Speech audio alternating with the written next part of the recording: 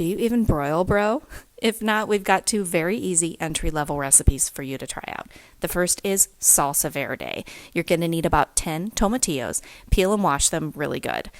Place them on a roasting pan with a jalapeno halved, a clove of garlic, and an onion. I only had a leek, so that's what I used. You also need some salt and half a lime.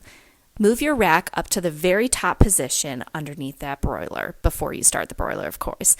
Then you're going to turn on the broiler, and it is hot in there, so you want to make sure nothing is going to touch that flame.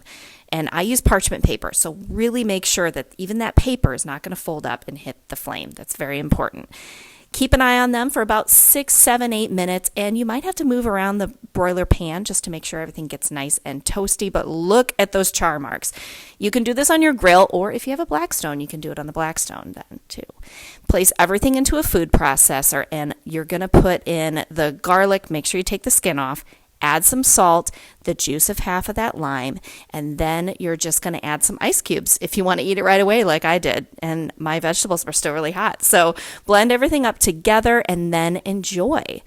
You can also use your broiler to make s'mores indoors. This is super fun and easy to do. Keep that pan far away from the flame, but close enough that you're going to toast them up real good. Assemble your s'mores just like normal, keeping the top graham cracker off. Toast them up, top them off, and enjoy.